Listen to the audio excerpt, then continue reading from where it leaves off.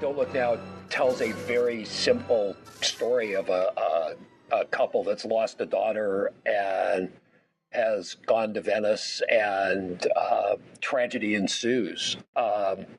What's always been riveting to me about the movie is that the story is so simple, and that the movie seems to be so profound in ways that no matter how many times I watch it, I'm not quite sure I understand. I think in terms of cinematic storytelling, it although it's been imitated a lot, it's really unlike almost anything else, and it's closer to maybe the novels of Graham Greene or Ian McEwan than it is to a lot of movies.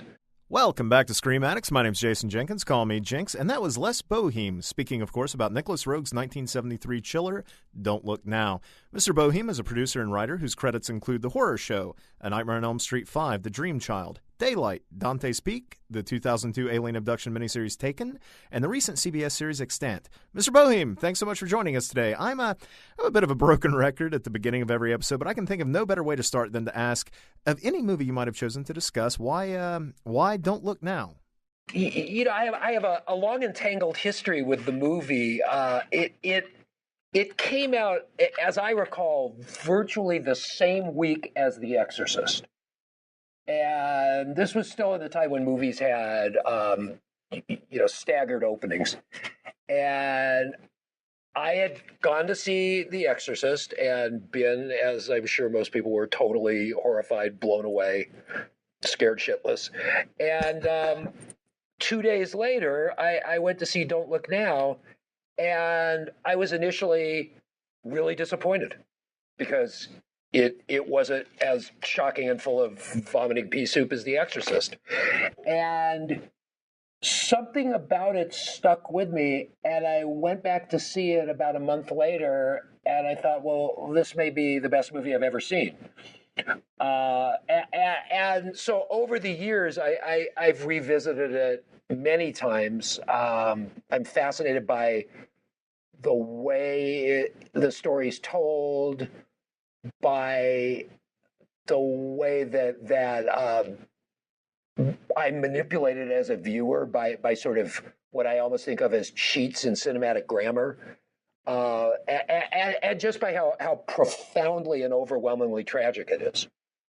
Absolutely. And it is, it's curious. I was looking back through, the movie, and I revisited it today to be able to discuss, but also looking at some of the marketing. The original poster has the whether it's a subtitle or a tagline, it says, a psychic thriller. And it's funny because Don't Look Now is kind of, regarded by many horror fans as being kind of a horror film. And yet, with the exception of that final moment, which is truly horrific, the movie is more of a drama at times. I mean, there is a mystery element. It is kind of a thriller, but the movie seems mostly concerned with being kind of a meditation on grief and the sort of strain that it places on the lead couple who have lost their daughter in the film's opening. Yeah, I agree. I mean, I think, it's interesting. I got so curious about it. I've read interviews with Alan Scott, who was one of the screenwriters.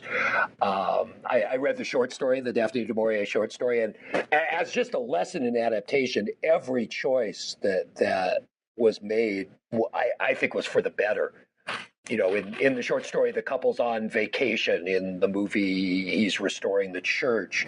And what's interesting to me, and why I mentioned Ian McEwan earlier, not just because he wrote a great novel also set in Venice, but as much as it's about grief, it also seems to be about the fluid nature of time, or just about the nature of time. I mean, there's an amazing moment in the prologue where he's holding his daughter's dead body, and Julie Christie's still in the house going about her business, and she doesn't know that anything bad has happened yet. And so for her, the event hasn't happened. And, that since the story, ultimately, the tragedy of the story is that because he doesn't believe, he doesn't hear his daughter's warning, and I don't want to spoil the movie for anybody who hasn't seen it, but it doesn't end well. I think we're probably okay. Spoilers after about 40 years. Yeah, probably. I saw online that somebody's threatening to remake it, which is really, really frightening. What would to me. It would be awful. I mean, I don't know if you've ever seen the remake of The Haunting, but I'm sure it would be. It's funny. We just discussed that a few episodes back. Joe Lansdale came on and discussed The Haunting. I know. I heard that. Yeah, it was unfortunate because they kind of missed everything in that remake that made the original film so powerful, and even the novel. So I can only imagine what havoc could be wrought on a new version of Don't Look Now. Yeah, absolutely. I mean, the storytelling is so subtle. I mean, and interestingly, in the short story, there is no mention of the fact that there's a killer on the loose until the Donald Sutherland character gets to the police station to report that he's seen his wife back in Venice. And in the movie, they do such a good and subtle job of just in passing, bodies being pulled out of the canal. So you don't feel like you just got handed something at the end of the movie. And even down to the details, like in the short story, it's his wife who's wearing the red jacket, not the daughter. The daughter died of encephalitis. She didn't drown, and you just everything in that movie. I watched it again last night, and it feels. That's what I was saying earlier about the way it sort of cheats cinematic grammar. In a horror movie, particularly, when the camera holds on something for too long, everything we know about watching the movies tells us that that's going to be important. And, God forbid the camera should swing to somebody else in the restaurant. They must be the killer. Well, he does that all the time in ways that actually aren't telling you anything. They're just creating this sort of disturbing, disjointed mood, and that coupled with the cuts forward in time. Nicolas Roeg did similar things in other movies, but I like a lot of his other movies, but nothing that seems so absolutely perfect as the way it's executed in this. I mean, but it is crazy to think that this was Nicolas Roeg's third film. He'd only made two films before that, and it's incredible because he was a DP first, and he shot Fahrenheit 451. He shot Far From the Madding Crowd. I believe Darling too. So, and Petulia. So he'd had a great. It's not like, whoa, look, he started directing. I mean, he was he's one of the great cinematographers of the '60s. So. Absolutely. And such a great command of his style for, only his third movie as director. Yeah, I mean, it's kind of incredible that he made, what is pretty much a masterpiece, I think, not far out of the gate.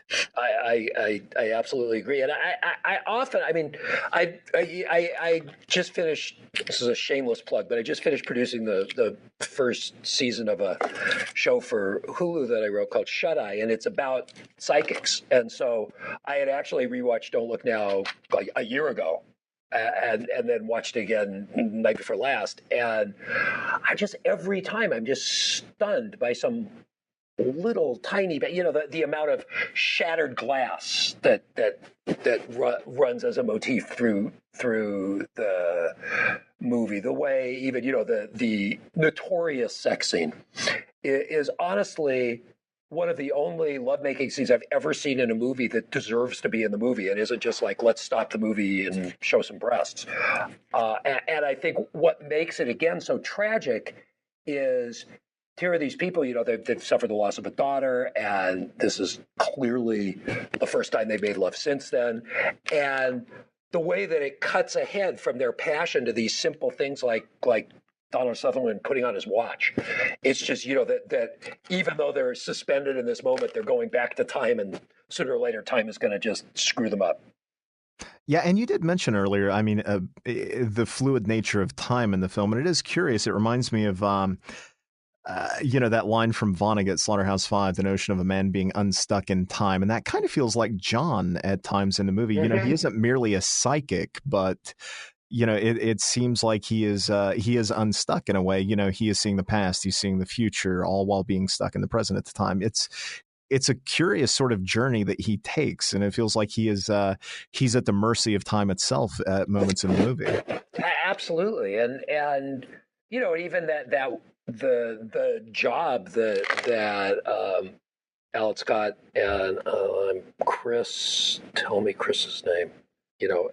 As a writer, I feel ashamed of myself that I don't remember both of their names offhand. But the choice to give him this job, resurrecting a church, which is also timeless, and and go. I mean, that and the whole notion of, and this is, even though the short story is set in Venice, this is not a part of the short story that the city itself is crumbling back into the canals, and it's actually, you know what? I take that back. It is a part of the short story. It's at least hinted at in the short story. But one of the things, as I said, that I was so impressed with was all of those choices. To, like, literally, there's one reference in the short story to the sunlight sparkling on the water. And, having done some adaptation myself, I just picture the moment where they pulled that out of that story and realized they could make something of it. Absolutely. The other screenwriter, his name was Chris Bryant. Chris Bryant, that's right. It's easy to remember because there's a member of parliament named Chris Bryant, and I got very excited until I discovered that it was not the same guy. I thought, wow, wrote Don't Look Now, went on to run Britain. This is, it's a good story, but no.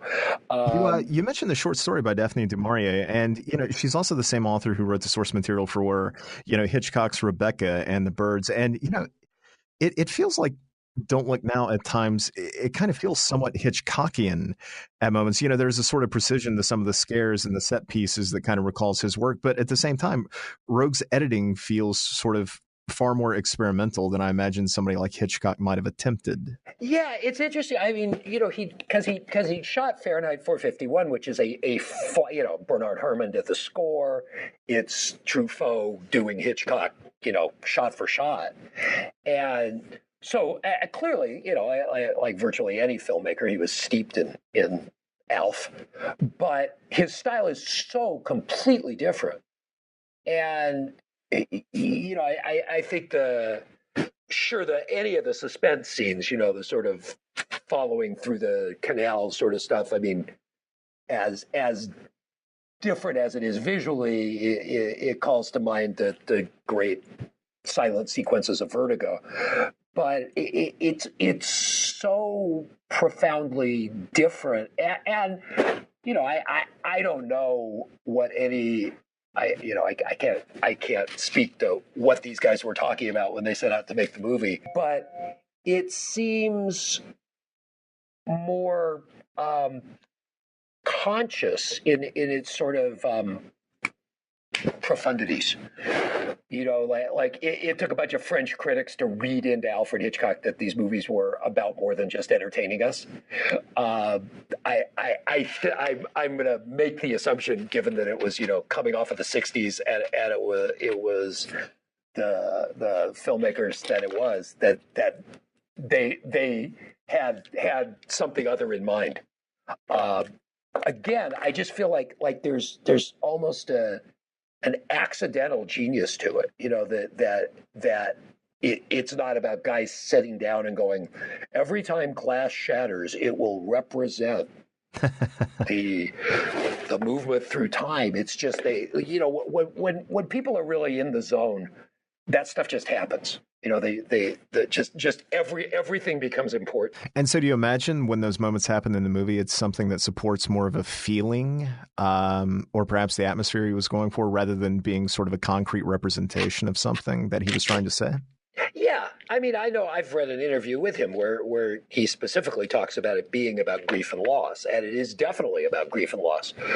But it's also, it just connects with me on some other level that I mean, I know people tend to say about a smart horror movie, it elevates the material. Well, that's nonsense. Like the I agree. I hate that term. Yeah, the material is either good or it isn't, and this is a very cool, scary movie, and all of that goes to scaring the crap out of me and disturbing me.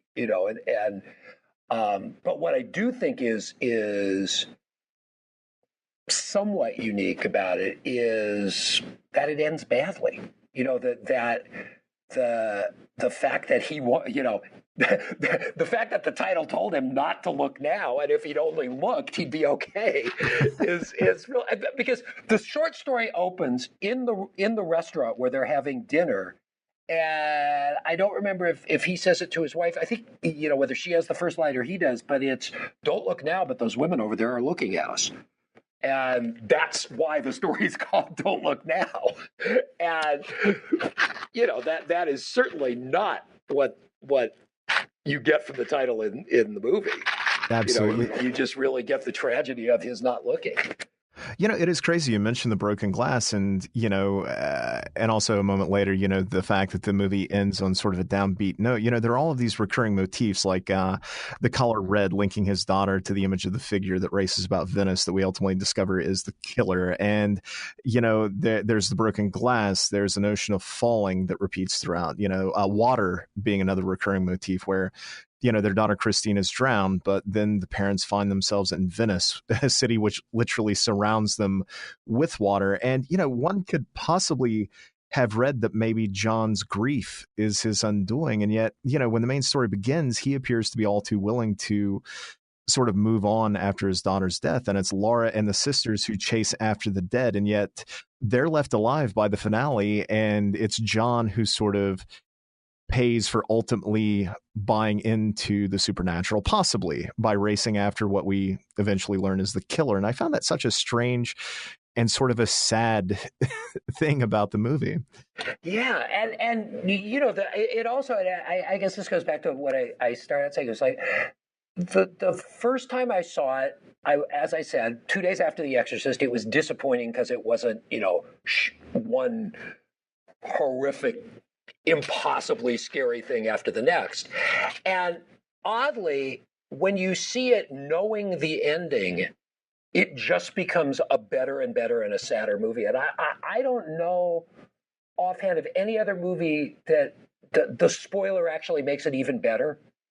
So would you watch it knowing that he's doomed? It's like the love scene just becomes, like horribly sad.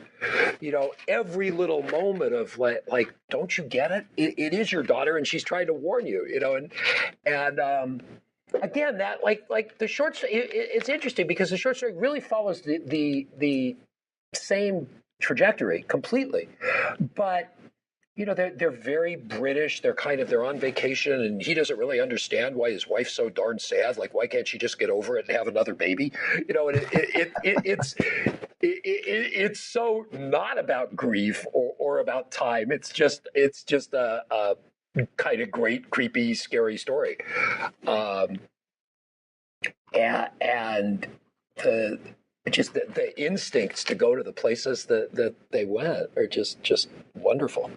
It is crazy. You mentioned that sort of knowing how the film will end. It does lend the movie another air of sadness. Like when you rewatch it, I hadn't seen the movie in a while. I've seen it more than just a couple of times, but rewatching it again today and knowing what his fate is at the very beginning, it is very sad. And yet there is that moment at the end that sort of gives us a little ray of sunlight, just the tiniest bit, which is the moment when Laura gives that sort of smile at John's funeral, which, I did a bit of reading and found that, I guess initially the reading that a lot of people had was that it was meant to mean that Laura believes that John and Christine have been reunited in the afterlife.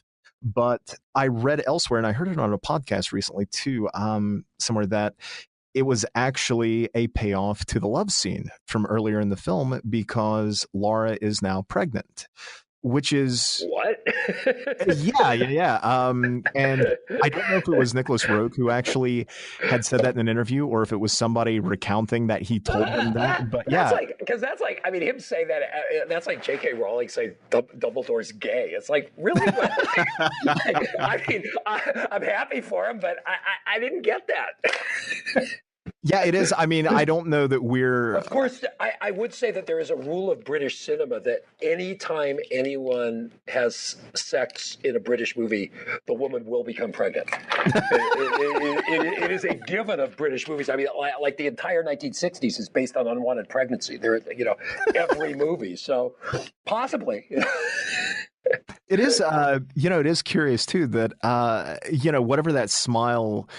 I always found the smile to be a little bit morbid, considering, I mean, yeah, they might have been reunited in the afterlife, or yeah, possibly she's pregnant, but my God, we're only a minute out from having seen a terrifying killer murder our lead. It's a bizarre sort of thing Or to end on. maybe now she sees her daughter. Maybe, I mean, who knows? I mean, I honestly, I've seen the movie a lot. I've never even noticed the smile. I mean, I just thought she looked wistful and sad. Very true. And I mean, there's, in the movie that Roeg shot a couple of years before, Far From the Madding Crowd, also with Julie Christie, there's this very ambiguous ending that they forced John Schlesinger to change for the American release, which is just this. Well, this is a whole other conversation about another movie I love. But no, please. The Thomas Hardy novel has a happy ending, and in the movie, she's chosen Alan Bates, but she's still thinking about Terrence Stamp, the soldier, and she looks up at this cuckoo clock, and there's the cuckoo clock, or it's not a cuckoo clock, it's a something else clock, but the mechanism is a soldier chasing a woman. And so the last image is this soldier going around and around, like she's never going to stop thinking about the guy she really loves. And it totally changes the entire story, and they took it back out for the American release. So I'm well aware of Julie Christie movies ending with her giving an odd look at something. but never, I never really know. I mean, I guess I was still so stuck on, oh my God, he got killed. And plus, I showed the movie to my son when he was maybe 13, 14, and starting to get really into horror movies. And he was so devastated by the ending. And I realized that kids now never see something that ends badly. Yeah. It was really like one of the first movies you'd ever seen where things didn't work out. And I started thinking about it, and I thought, well, sooner or later, people are going to get really sick of that. And if I were Marvel, I would burn one for the team. I would kill Iron Man. Then we'd watch every Spider-Man movie on the edge of our seats. Oh, totally. Yeah, you get that feeling with. I'd sit my superheroes down. I'd say, one of you guys has got to go. Yeah, that is the thing about. I mean, I'm not going to knock the Marvel movies. I'm not either. I'm just saying, I'd watch them differently if the stakes were higher. Absolutely, and I agree with that entirely. It is funny that really, I think the only hero who's gone down in one of those movies was Quicksilver, a guy that we had known for an hour prior to him getting gunned down. And you're right, the stakes are sort of. Even though the world is always at stake, we never feel in those movies that they're not going to be victorious. And you're right. I want to see the Empire Strikes Back of Marvel movies. I want to see a Marvel movie with a grim ending. And I think that would sort of revitalize the movies to come after that. Yeah, you're right. I think it's, because we used to make both movies. We used to make, Crime Does Not Pay, as well as, Love Conquers All. So it really did up the stakes. In the time of Don't Look Now, that was an acceptable ending to a movie. So, say in The Longest Yard, when Bert won the football game, you actually felt good because they easily could have won, and the warden could have shot them. That was a viable ending to a movie then. By the time they remade that movie, we all knew it was going to work out fine. Yeah. And it's not the same. And that's, again, one of the great things about Don't Look Now in the genre is, and not even in the genre, in the history of 70s movies, is it's so damn sad.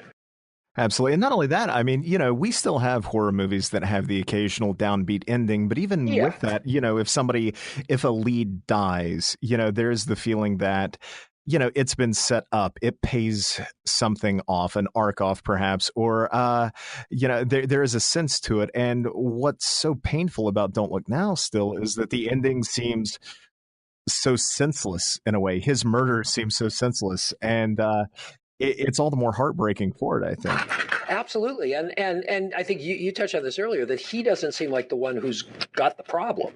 She's the one who's really, really, grieving and maybe falling for these women who might be fake. And just how eerie are those two women? They're just yeah. like really like there's almost, in the sort of like, well, I'm in Italy, I might as well touch Fellini land.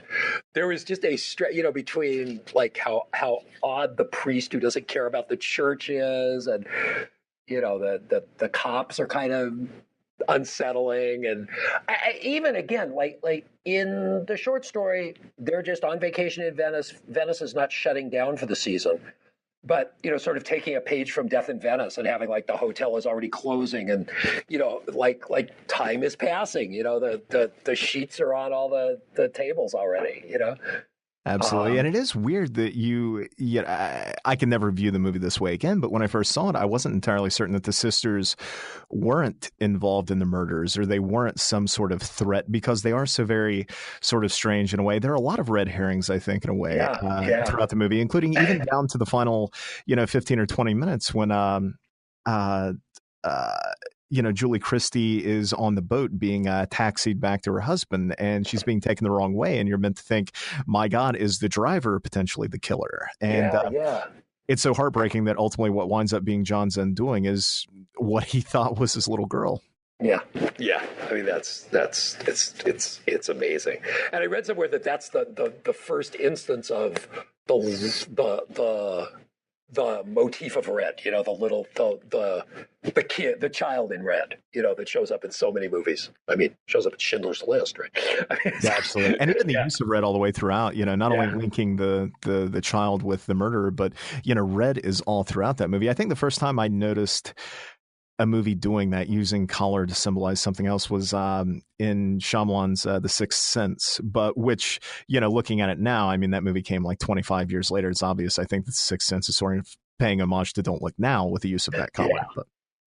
Yeah, well, I mean, I'm sure, like any filmmaker especially making scary movies worth their salt, hopefully has seen this movie, right? I mean, it's just, but I keep harping on this, but I just don't know of any other movie that does that strange, like giving things more importance than they deserve technique, and it's so effective. And even, like the out of sight love scene is kind of, Soderbergh doing that scene. He's cutting ahead and all of that. But and that, cool. But so I've seen people, take snippets of Roeg's style, but I've never seen somebody like effectively do that. There's some early in say an episode of NYPD Blue. They used to do a good job of just flopping the camera around and, latching onto somebody for a little too long. And then 2 seasons later, if they decided to make that character important, they could go back, and in their previously on, they could show you this snippet of meaningless footage, and you'd go, oh, the guy at the desk, he was an important character because he was listening, But other than that, I've really never seen anybody like do that, and do it basically just to mess with your perceptions. Absolutely. It's really brilliant. I remember that show. Yeah. I mean, the camera would drift to the strangest things, sometimes inanimate objects, it's just like, here's a file folder, Sure. That has nothing to do with the plot. You've seen a million movies, and when you see somebody linger on a file folder, you go, there's important information in that file folder. It's Chekhov's file folder. Yeah, exactly. And so somewhere in your head, you've decided that that's important. And the amazing thing about Don't Look Now is when some of that turns out not to be important, you're not angry. You're not like, well, they showed me a gun in the first act. Why didn't it go off? You're seduced. And I mean, I would imagine that's actually the hardest part about that style, is if you get it wrong, you're just basically lying to your audience over and over again. I wonder how much of it was perhaps him trying to, not simply build dread, but also sort of quietly and subtly create like red herrings. It's like, it's a sleight of hand almost that we, because I wonder if we didn't have all of that, if it would become more obvious that, John is chasing after a murderer as opposed to the vision of his daughter. Yeah. Well, also, I mean, he's got, it is that Hitchcock's, show the bomb under the table and then the people can talk forever. Like you go to see that movie knowing it's a scary movie. So everything scares you. I mean, if the movie was called The Tragedy of the Lost Child and you were watching this sad movie about this couple that had lost their child, you wouldn't you wouldn't know there was a bomb under the table. You wouldn't be bringing that to it. And I think, he had that to his advantage, that therefore when he does something like that, you're like, because, you don't know there's a murderer for a long, long time. That would be a terrible prank. Remake, yeah. To pull on an audience, presenting a movie as a tragedy or a drama. And then could you imagine somebody sitting down and getting that ending? Ugh. Yeah. That would be bad. I've always wanted to see something like that. Like back in the late 90s, early aughts, I always wanted to see a remake of, like, say, Takashi Miike's Audition, but with like Tom Hanks and Meg Ryan. And, presented as a romantic comedy. Just get the audiences in expecting one thing, and then halfway through, Meg Ryan disappears, and then really terrible things start to happen. Yeah. So. I remember in the Terry Southern novel, The Magic Christian, he one of the things he does is buys a movie theater and shows movies, famous movies in which he's re-edited the movies, and one is in Best Years of Our Lives. The paraplegic is sitting on the porch with his girlfriend, and he adds a shot of a hook going up the girl's dress, and just to see if it'll disturb the audience. They don't write books like that anymore. I can appreciate that. I wish that filmmakers were pranksters more often than I guess with the money at stake, I guess that's not really something that's going to happen much. Very true. Yeah. It is crazy looking back to the movie and watching it today. I maybe it's having watched Dario Argento's Sleepless, maybe that's at fault here, but watching Don't Look Now again, I can't help but imagine that somewhere lurking within that movie is sort of a giallo, occurring at the same time as the film we're watching. We're in Italy. There's this sort of bizarre slasher on the loose. A man is seeing something he doesn't quite understand, which is leading him toward the murder. But the movie came out in '73, so I almost have to wonder if Don't Look Now, perhaps, as much as Edgar Wallace sort of influenced giallos. I think that's completely possible. I'm sure the movie was widely seen. One thing I don't know, the man who plays the priest, I suspect that he was an Italian star, just from the way he looks. Okay, such an interesting character too. So there may be an overlap there, of some sort that we don't know about. Like it'll turn out he was in 3 Dario Argento movies or something. Yeah, very likely. And plus, there's great, I don't know that he ever scored a giallo, but his work, I don't think would be out of place in a giallo, but, Pino Donaggio's score in this movie is so great and is so sort of unexpected for a thriller of this type. He went on to score, some De Palma films, and, he did like Piranha and The Howling, and oddly enough, looking back, he even he did Seed of Chucky, which is kind of crazy. And but he did do Argento's Do You Like Hitchcock, which I think was a TV movie. But yeah, I think it was hearing that sort of score in this kind of movie again that sort of reminded me of that type of thriller. Mm-hmm. It is. And that's interesting because it does have more in common with sort of Italian cinema scoring than with classic, like Bernard Herrmann-y horror movie score of that period. Or I don't think the score ever goes horror movie on us. No, it doesn't. And the love scene, apparently that there was a fight over he had written a real orchestral piece and Roeg wanted the sort of wistful thing that's playing in there now, which does get there are a few moments that are a little 70s, and that I would say if there's anything that feels funny about the movie, it was like there was one little jangly 70s moment there, and Donald Sutherland's haircut. And bright blue cloud are like, oh yeah, this movie is from the 70s. Looking much the same as he did in Invasion of the Body Snatchers, just a few years later, which, God, that's a great film too. That is fantastic. He had a great run back in the 70s, not just genre cinema, period, but, when he wound up in a Don't Look Now or an Invasion of the Body Snatchers, he was such a damn good actor, and he always lent an extra weight to movies that admittedly were already great. But that's, the thing about that period was whether it was, Like if somebody were going to remake a 50s alien invasion movie now, like you would not expect to get the second Body Snatchers out of that, but in the 70s, a gangster movie was The Godfather, a car chase movie was The French Connection. I mean, there were a lot of really bad movies made in the 70s too. I mean, it gets so, glamorized now that people tend to forget the crap, but the fact that the genre movies of all the genres could be the good movies was really, fantastic. And the ones that we remember more often than not when it comes to that decade, I think. Cockfighters, not your favorite movie of the 70s? I have to admit, I've never seen it. Oh, okay. In a row, Warren Oates in a movie where Cockfighter, where because he cheats in a cockfight, he takes a vow and loses. He takes a vow of silence and won't speak again until his next cock wins a fight or something like that. So he's mute for the entire movie. And he followed that with Bring Me the Head of Alfredo Garcia, where he talks to a severed head for the entire movie. You had me at War Notes.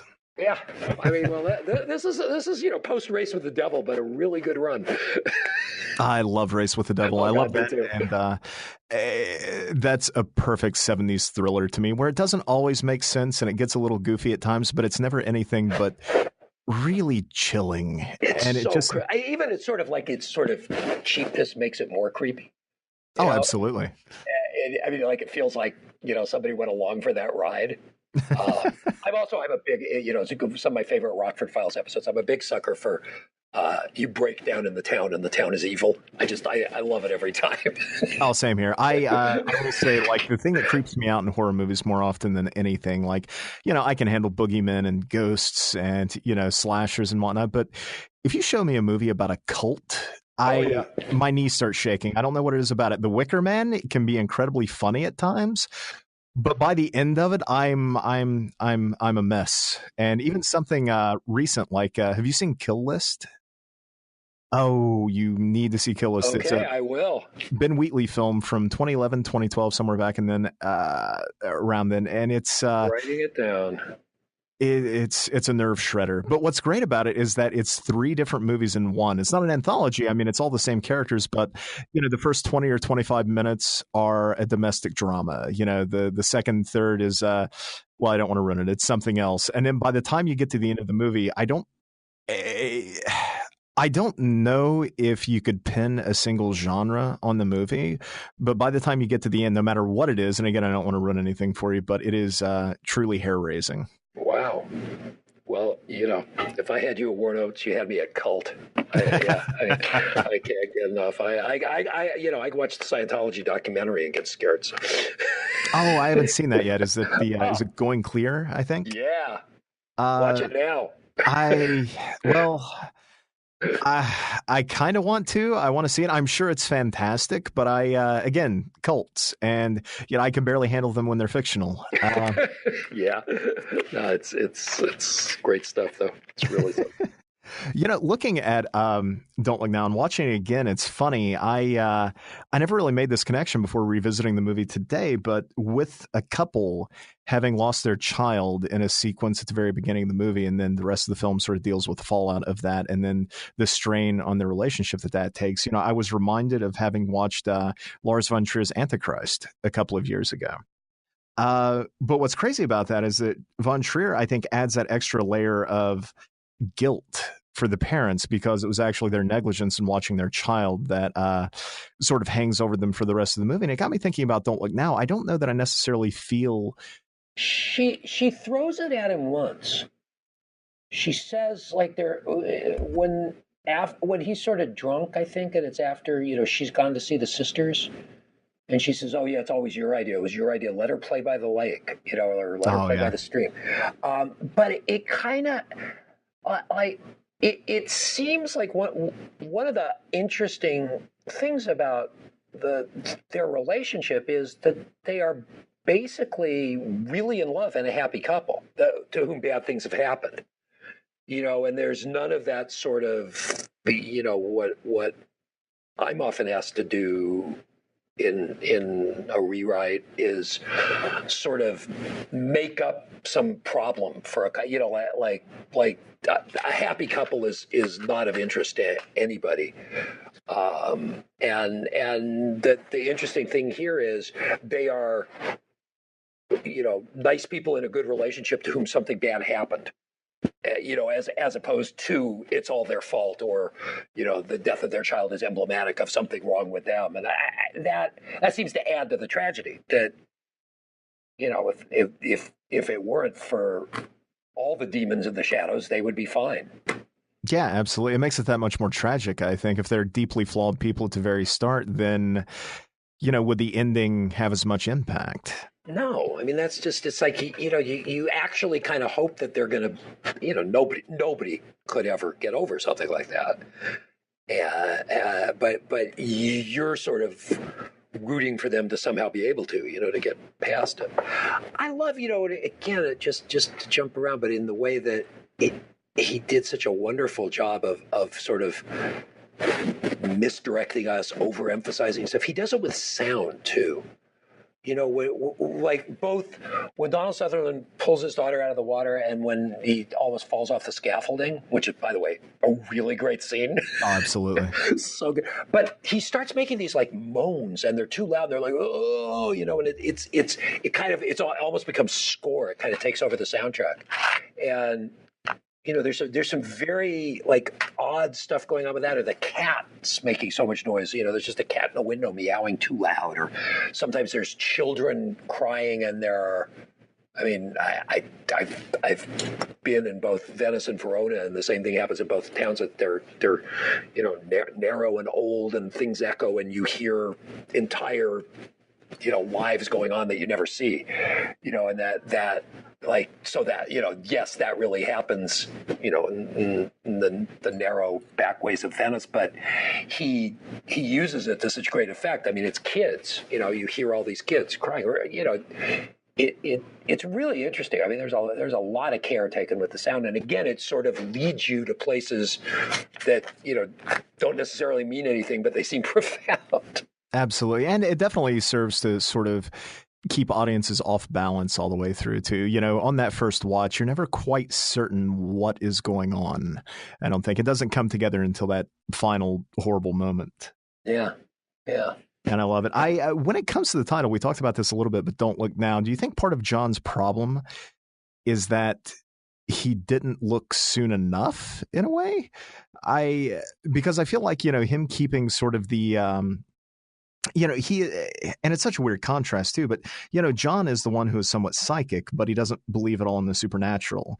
Right. Whereas his wife is sort of all too willing to believe in the supernatural, but she doesn't have any sort of ability. And, the psychic of the two sisters is blind, and yet she's the one who has second sight. All this contrast throughout, when it comes to sight. But I've always puzzled exactly over what that means when it comes to the title, and whether or not the sight was something that led John to his doom, or it was something that was hopefully meant to save him and doesn't. Well, it's a funny thing because as I said, it's the title of the story, and in the story, I really don't think it was all that profound. Although, I mean, the story is about the same thing, but because there's no prologue, there's no real sort of acknowledgement of the fact that, in the prologue of the movie, he sees that something bad's going to happen both to his daughter. He gets that premonition, but also like the little red figure in the church. It's like he's already being told not to go to Venice. There's your murderer. So it clearly, that like in the movie, they've set out to say this guy is psychic and doesn't know it. And you can't say he didn't listen to the premonition about his daughter. He goes running outside. So it's just that he has no idea he's got this thing in him. And interestingly, it's such a useless power. It does him no good. It doesn't save his daughter. It doesn't save him. So it's like, so there is in kind of a great way of sort of like, yeah, big deal, you're psychic. You know, what good did that do you? Oh, totally. And he sort of sets it up like his lack of faith in, not just the supernatural or being a psychic, but even in the mind. There's that moment where he and Laura are in bed, and she notes that it was sort of amazing that she didn't get hurt when she fell unconscious earlier in the day. And he responds, no, the unconscious body reacts faster than the mind ever can. Yeah. And it sort of totally sets up who that guy is, I think. Oh, yeah. And then there's another, what is the line he says in the house before he finds the... Their daughter asks, if the world is round, why is a frozen pond flat? And, right. Laura actually finds out that the pond, even though it looks flat, isn't flat. There is a curve to it. And John just sort of under his breath says, nothing is what it seems. Nothing is what it seems. That's it. Yeah. Well, that pretty much like... state the theme. Yeah, I read somewhere that apparently Roeg insisted on that line. It wasn't in the script, but he put it in the movie, and then it took 15 takes for Sutherland to be able to sell that line. Yeah, I saw that too. Then what's the book that she's reading? That would also seem profound. Oh my God, yeah, totally. Something, the fragile geometry of... Yeah. Getting there? Nope. All I'm getting is Julie Christie reveals all about the sex scene. and Don't Look Now being remade. But I'm not getting what is the book she's reading. I'll tell you what, it's funny. I'll look up the book too, but you mentioned the sex scene and we touched on it earlier. Part of me in wanting to talk about this movie, I think it does it kind of a disservice to immediately go into talking about whether or not the sex scene was real. And yet at the same time, I think any discussion on the movie is sort of, it can't lack that discussion just for trivia, because it is. They both said it wasn't. And Peter Bart said it was, and he was there. And then there's all the stories about it. And then, we showed it to Warren Beatty to make him feel bad. And, which, I agree. It's just like, I mean, they're both really good actors. I've been on sets where there were love scenes. They're not usually real. I think saying that was real is like saying Tom Cruise did all his own stunts in Mission Impossible. It's like, no, he didn't. Of course he didn't. I mean, no insurance company would pay for that. It's just people like that story. They also like saying, the Beatles didn't write any of their own songs. It was all George Martin, or but I think the point of that love scene to me is it's probably like I said before, the one love scene I can think of that actually deserves to be in a movie because it's about something, and it's a phenomenally great. I mean, that whole set piece before they even begin to make love, just the amount of time that's spent in that hotel room with them just going about their business, and him. I mean, that they're so kind of. I mean, it's a really good picture of a married couple's relationship. He's like looking at slides naked, right? All of that.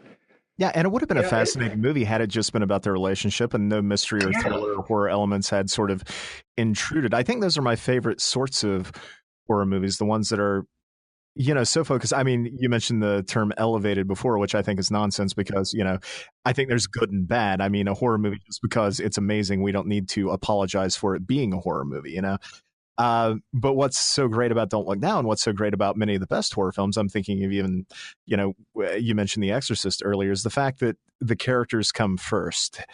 And then all of the everything else that intrudes on those characters' lives, that becomes the plot, that's certainly paid its due, but it's almost secondary. And I think that's what makes us care so much by the end. Yeah, well, when you see a bad splatter movie, you will still be scared, when somebody you don't give a shit about is taking a shower. But, when you spend 20 minutes watching a great actress steal money, check into a small out of the way motel and then die, I mean, I think that's as simple as if you care about the people, it means more. Beyond the Fragile Geometry of Space is the name of the book. How did you do that? Just Googled fragile geometry and Don't Look Now, and it was the first thing that came. Wow, Beyond the Fragile Geometry of Space. Okay, there you go. And Laura, what What does Laura do exactly? I wonder why her interests went there.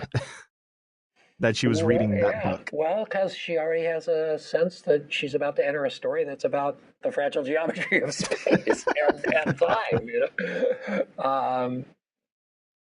But I mean, to a certain extent, that sort of stuff. Like, I could say this, from the other side of the desk, from my job as opposed to my fandom.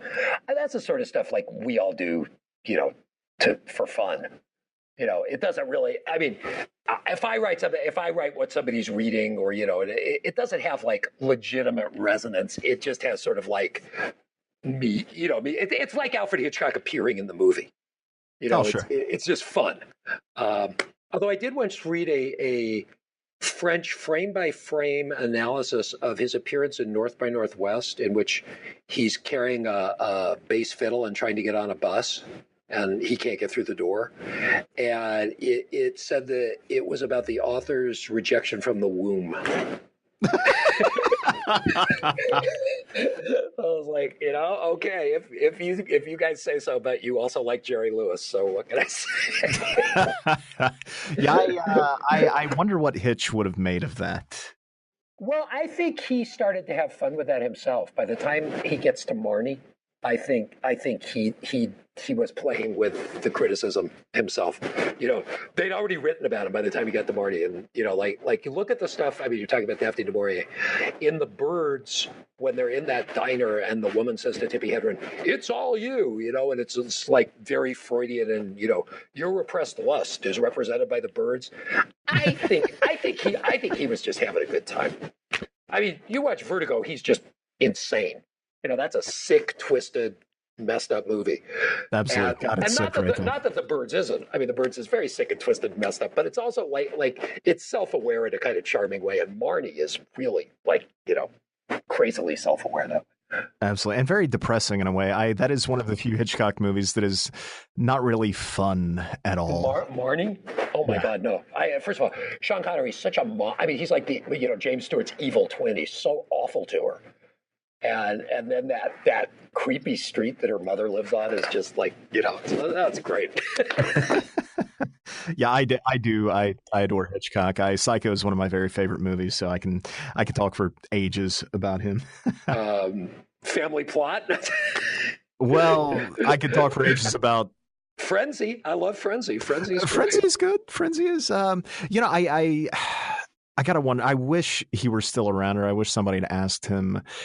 Not that he would have answered necessarily, but when it came to, say, Family Plot or some of the movies in the latter part of his career, whether or not it was, he was getting somewhat older, and I wonder if, his abilities were leaving him somewhat, or if it was a matter of the studio stepping in at that point in this different era and sort of. I don't know. I mean, I don't think Frenzy is. I think Frenzy's a terrific movie, and I don't think it lacks the energy and stuff. I mean, Family Plot's just too bad he ended on a kind of silly comedy, but I think partly he lost star power after Torn Curtain, and a lot of what made some of those movies work was Cary Grant and James Stewart being different than we'd seen them.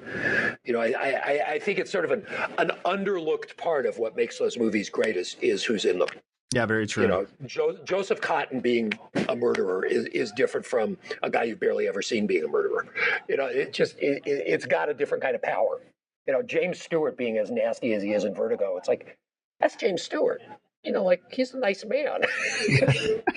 I mean, and if he'd gotten to make Cary Grant a murderer in Suspicion, I mean, obviously he loved doing that, and he loved nothing more than just kind of messing with these huge star personas and all of that.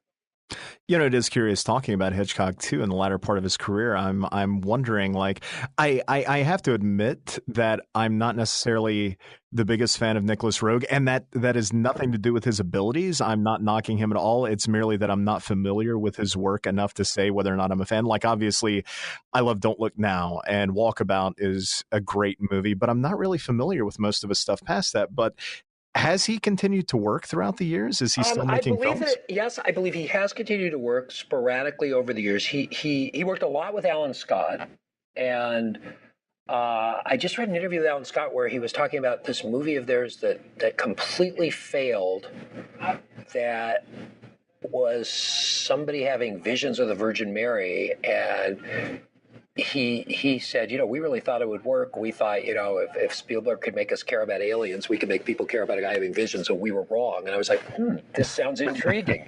I know, Man Who Fell to Earth is an interesting movie.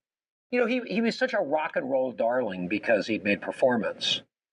So, Man Who Fell to Earth is an interesting movie. I haven't seen it in a long time. I can't say that I loved it at the time.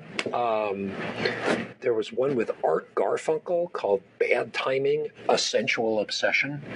That was the title. My memory of it is that it was sort of trading on the fact that he had done such an explicit sex scene in Don't Look Now.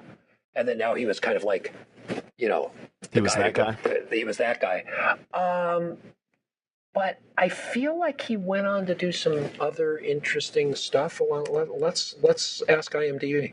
I will say that when I was a kid, of course, I didn't know who he was at the time. I wasn't even deeply into movies other than just I liked watching movies as a kid. But running across his version of the Roald Dahl story, The Witches, was incredible. I didn't know he made that. Yeah, with Angelica Houston. And I remember watching it and thinking, I had no idea he made that. That's a really good movie. Yeah. And even being a kid, I was watching it and I was recognizing that I was very young when I saw it, but I recognized that it was a movie for kids. And yet there was sort of an edge to it that really only 80s kids movies could have. But I've revisited it not too terribly long ago. And it's a really interesting movie.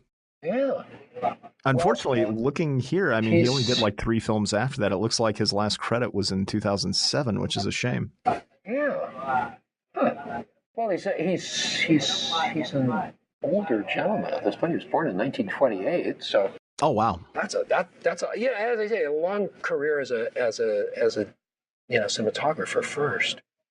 I mean, look at this. He's additional photography on Casino Royale and Dr. Zhivago.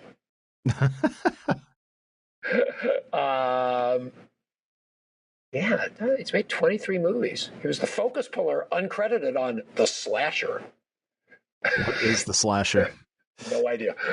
That sounds like a movie that would be of interest to horror fans, but I have no idea what it is. Full Body Massage, an episode of the Young Indiana Jones Chronicles. Cold Heaven, wasn't that good? I'm ashamed to say I have not seen it. I haven't seen. We need to see more of his movies. Absolutely, because The Man They Don't Look Now, and he made Performance, and Walkabout. I mean, I think I may have to revisit Bad Timing, A Sensual Obsession. All righty, sir. Well, we are about to our time. Can I ask any final thoughts on the film before we wrap up here?